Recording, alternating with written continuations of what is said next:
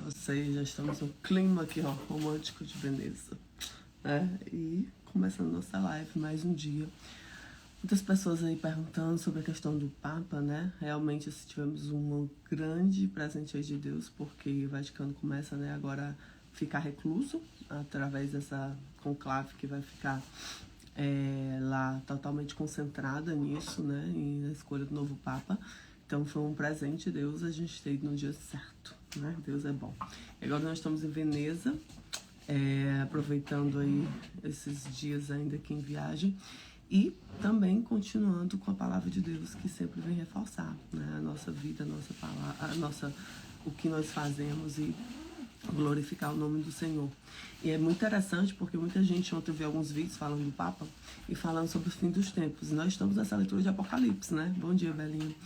E Apocalipse vai trazendo muitas coisas que estão acontecendo. E eu vi ontem alguns estudos de algumas pessoas que falaram sobre a besta vindo do mar, a besta vindo da terra, né? Sobre os acontecimentos que estão vindo. E nós precisamos estar muito vigilantes em oração. E o que é oração? A oração é aquilo que vai trazendo o bem, o bom, o belo, o amor de Deus, né? Porque o que está escrito, pelo menos na nossa visão cristã, é aquilo que vai se cumprir, né? Então, nós já sabemos que isso vai se cumprir e nós precisamos ter uma postura de trazer o que é o amor. Porque todo tempo a palavra fala, fica firme, propaga o evangelho, leva ao bem, fala do meu nome, busca os caminhos certos, busque... A palavra é uma só, todos os capítulos que você for andar aqui vai falar das mesmas coisas. Amém. Tá bem, Belinha? Vou orar. A gente vai orar aqui no final, tá bom? Amém. E aí, no Apocalipse 20, ele vem falando a seguinte coisa. Vamos lá na leitura comigo, né? O Espírito Santo traz discernimento sobre essa palavra. Vi descer dos céus um anjo que trazia na mão a chave do abismo e uma grande corrente. Ele prendeu o dragão, a antiga serpente, que é o diabo, Satanás, e acorrentou por 1000 anos. Lançou-o no abismo, fechou-o e pôs um selo sobre ele, para assim impedi-lo de enganar as nações, até que terminasse os 1000 anos. Depois disso, é necessário que ele seja solto por um pouco tempo. Vi tronos em que se assentaram aqueles que haviam sido da autoridade para julgar. Vi almas que foram decapitadas por causa do testemunho de Jesus e da palavra de Deus. E eles não tinham adorado a besta nem sua imagem, e não tinham recebido a sua marca na testa nem nas mãos. Eles ressuscitaram e reinaram com Cristo durante 1000 anos. O restante dos mortos não voltou a viver, até que completaram 1000 anos. Essa é a primeira ressurreição. Felizes os santos que participam da primeira ressurreição. A segunda morte não tem poder sobre eles. Serão sacerdotes de Deus e de Cristo e reinarão com ele durante 1000 anos. Quando terminarem 1000 anos, Satanás será solto da sua prisão e sairá para enganar os 4 cantos da terra, Gog e Magog, a fim de reuni-los à batalha do seu número na areia do mar. Gente, eu tô achando que eu li isso aqui já. Eu vou olhar aqui. Já. Foi o capítulo 20. Hoje nós vamos para, na verdade, o 21, né? Glória a Deus. Hoje é o 21.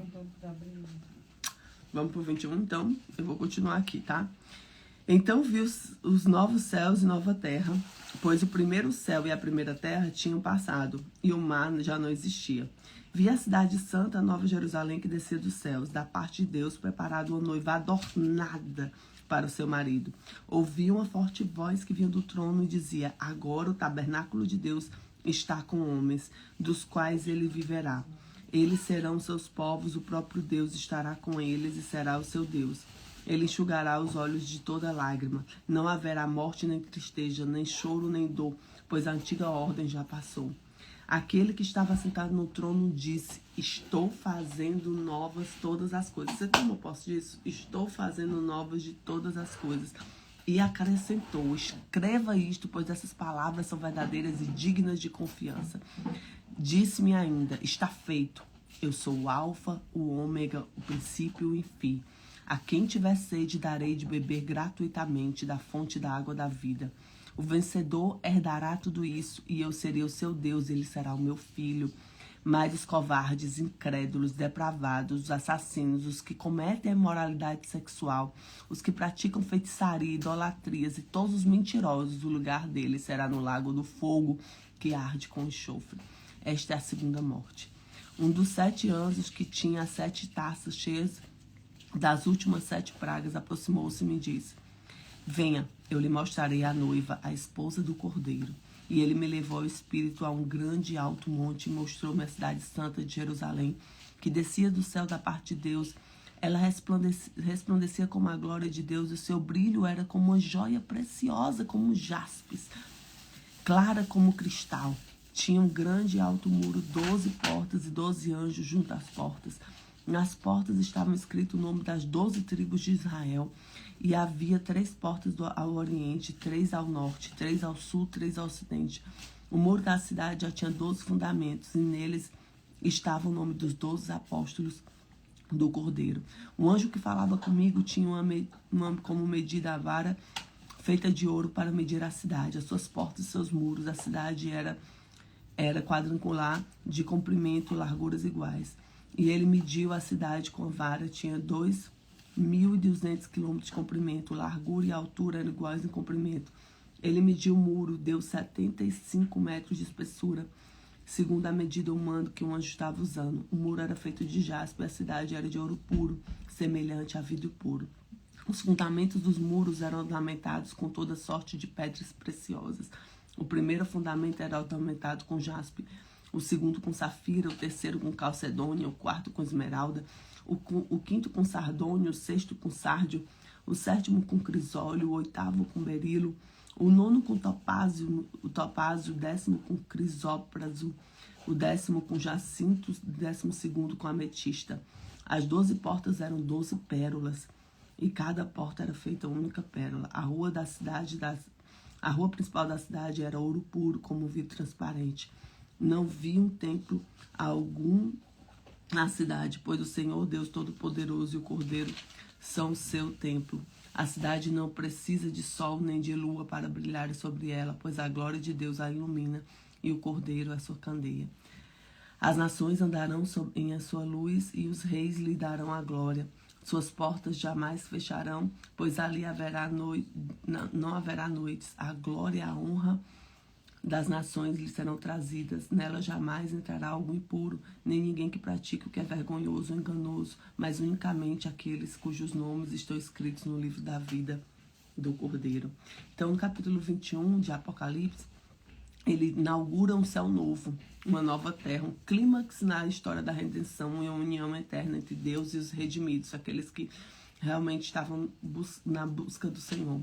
Então, aqui, primeiro ponto, nós temos que continuar com nossa fé firme e perseverante. Segundo ponto, viva com a perspectiva daqueles que esperam em Deus, mas também haja com aqueles que estão fazendo a diferença do mundo. Busque a santidade e a separação do mundo. Prepare-se como uma noiva adornada, né? A noiva é a igreja. E a igreja não é a igreja física. A igreja somos nós, onde a gente leva uma palavra, onde a gente acolhe, onde a gente ama. Eu tô aprendendo muito isso. E é desafiador, porque nós somos sombra e luz o tempo inteiro, né? E eu fico me percebendo, às vezes, que a sombra vem, né? Em alguns momentos a gente precisa iluminar. Porque esse é o nosso maior trabalho, a nossa vida, o quanto que a gente está sendo influência. E eu estar aqui com vocês todo dia trazendo a palavra é um grande trabalhar para mim. Porque tem dias que eu não tenho vontade, tem dias que eu não tô bem, tem dias que eu não acho até que eu tô numa espiritualidade muito boa, porque a minha carne tá gritando. Então, mas a gente tá aqui pela disciplina, por amor a Deus, porque eu não sou perfeita, não vou ser, mas eu busco todos os dias aprender com o Senhor. E quando eu leio essa palavra pela manhã, isso me fortifica e me deixa melhor, entendeu? Nas coisas que eu preciso ajustar em mim. Não acho que eu tô aqui porque assim te acorda plena e quer falar de Deus, não. Muitas vezes eu acordo pensativa, sem vontade nenhuma. Mas esse é o meu trabalho, né? É a minha evolução. Prepare-se para com a noiva adornada e proclame a esperança do céu, que é o que a gente está fazendo aqui, proclamar a esperança. Não é ficar focado nas coisas ruins, mas fazer o que a gente pode fazer de melhor aqui. Então, de Gênesis até essa parte da redenção e a glória eterna que nós vamos aqui. né? E a Belinha pediu aqui oração pela vida dela e do Matheus. Eu já peço que o Senhor esteja na sua questão, no que você precisa, Belinha. Eu creio que numa hora dessa, né, aí no Brasil, você deve estar realmente, talvez, sem dormir. E o que eu posso te dizer é que você fique firme e persevere, né, em oração, em súplicas, em clamor ao Senhor, porque o Senhor vai fazer, tá bom? Fica firme, que Deus é Deus que faz coisas grandiosas, a gente precisa confiar. Deus abençoe sua vida, que Deus te dê uma graça hoje sobre o teu dia, que seja um dia romântico, cheio de amor, um dia cheio da presença de Deus. E é o que nós declaramos para esse dia, em nome de Jesus, e a prosperidade do Senhor. Amém.